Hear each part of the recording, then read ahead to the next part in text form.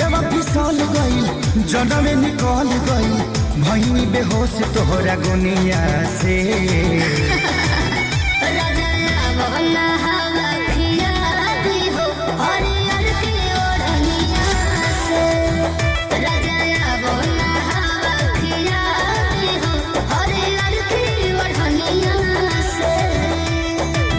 दोस्तों फिर से स्वागत है हमारे इस न्यू वीडियो में। और दोस्तों आज हम रिएक्शन करने वाले हैं खेसारी लाल भैया के वीडियो के ऊपर।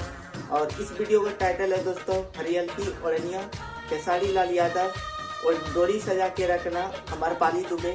और दोस्तों इस वीडियो का ओरिजिनल लिंक हमारे डिस्क्रिप्शन में मिल जाएगा, जाके चेकआउट कर सकते हैं। और इस वीडियो के बारे में बात करेंगे लास्ट में कैसा रहा। और ऐसे ही हमारे वीडियो को देखने के लिए चैनल को सब्सक्राइब कर लीजिए। चलिए स्टार्ट करते हैं इस वीडियो को।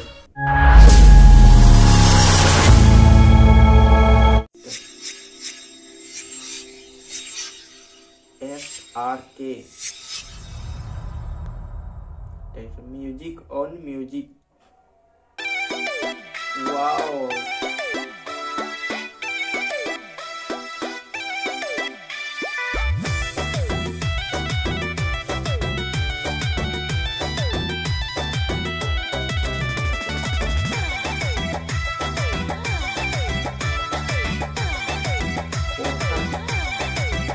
तोहरी अखिया तो जदुआ परोर मारता, जब चले लू कमरिया हिलोर मारता।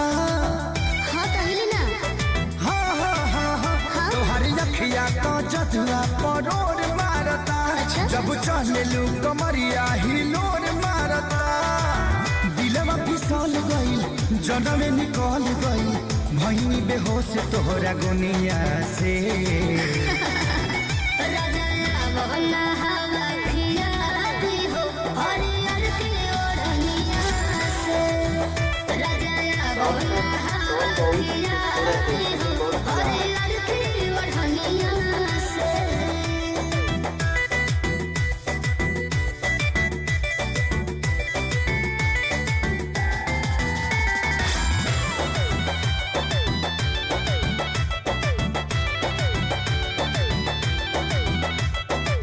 देखी के हंसी तोहर गईनी हो फांसी, दिल के भीतरिया तू गईलू हो बासी।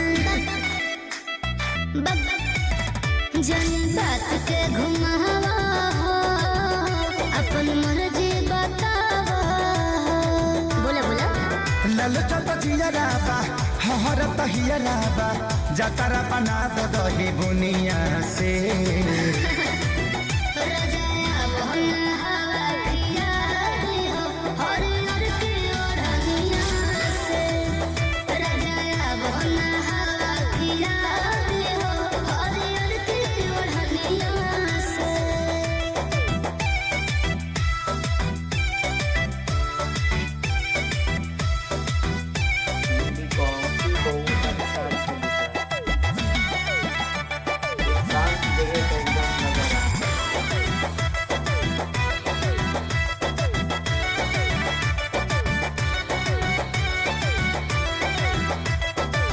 एक बात तय बात तू लेबू परानवा, तोहरे सपनवा देखेला नया नहवा।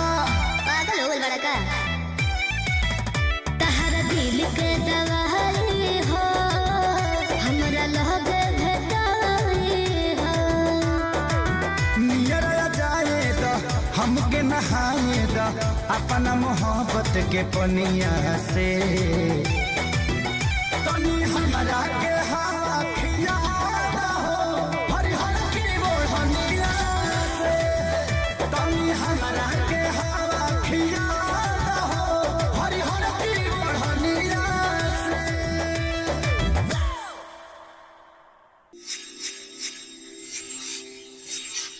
दोस्तों ये वीडियो यहाँ पे खत्म होता है। और दोस्तों काफी खूबसूरत वीडियो था। और इस वीडियो में जो टोन था सॉन्ग का काफी मस्त था, जो कि आप लोग अगर हेडफोन लगा के सुनोगे तो बहुत अच्छा लगेगा। और इस वीडियो में खेसारी लाल भैया जो एक्टिंग किए हैं बहुत ही शानदार है। और आप लोग जानते ही खेसारी लाल भैया का कितना अच्छा सॉन्ग आते हैं और कितना अच्छा जबरदस्त डांस उसमें है।